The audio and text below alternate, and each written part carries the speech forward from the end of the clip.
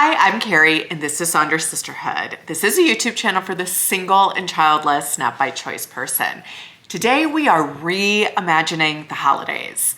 Often when we think about holidays, we think of this very kind of Norman Rockwell sort of stereotype around what is involved. Family, which includes children, which includes being partnered.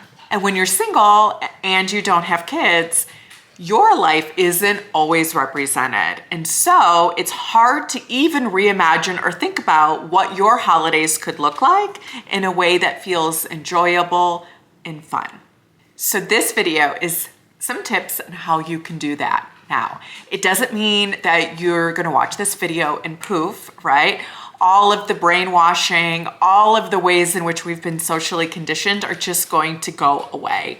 However, my goal for this video is that if I could just plant a seed and maybe even give you a starting point to go on, you might be open to the idea that while your holidays are not how you thought they were going to be, it doesn't mean your holidays can't be something that you look forward to, even if it's different.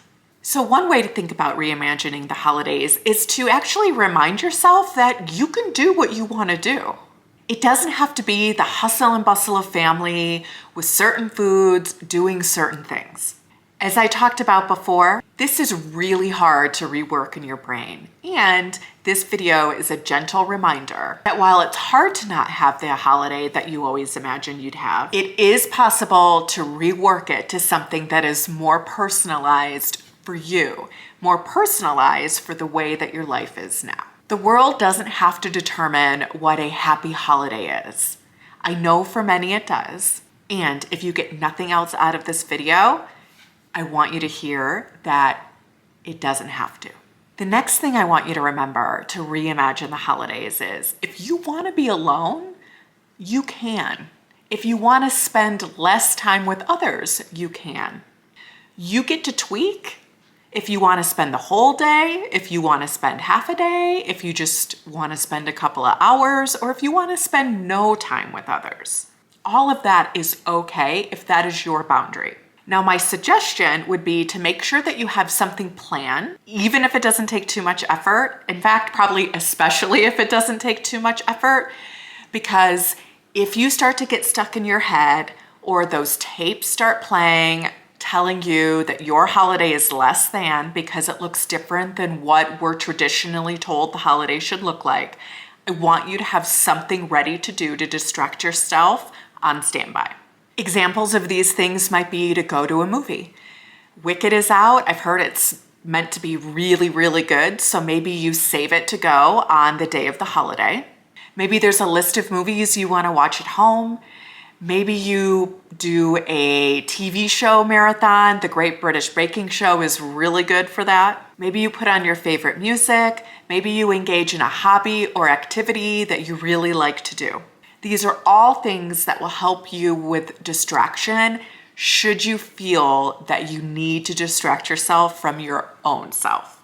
The next thing I want you to think about is, maybe you decide that you're gonna go volunteer on these days. For Thanksgiving especially, this could be an opportunity to really kind of engage in something that is the true sentiment of what the holiday is all about. This could also be a good idea because it's an opportunity to spend the holidays around other people who are doing something different on the holiday. The next one is one that has worked particularly well for me. And this is if you have a pet or pets, maybe you decide, you know what, I'm gonna lean all into that. Usually our pets are our bestie, and so maybe you decide, I'm gonna make this a bestie day with my pet. I do that with Gavin, and it gives me something to look forward to. I enjoy it. He brings me so much joy and love. It's a way that I've reimagined my holiday. Gavin and I will typically go to the dog park. I might get him something special, like a special treat for Christmas. I've got some advent calendars. It's a way in which I make sure that I'm doing things in which I feel very connected and, quite frankly, loved. It's now kind of how I prefer to spend the holidays. I just couldn't imagine leaving him to go somewhere else. Now, I know some people have to, And so this won't work for everybody. But if you find yourself sitting at home with your pets feeling kind of down, maybe this is just a different way to tweak the thoughts around it on the day.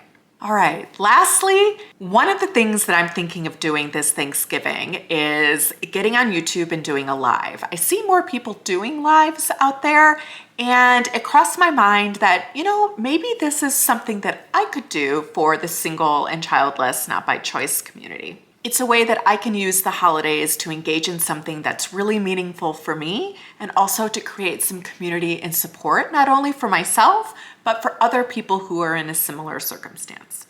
My intention would be that this live could be a place where people could come and get a little encouragement and support if they need to touch base with other people in a similar circumstance and remind themselves that they are not alone.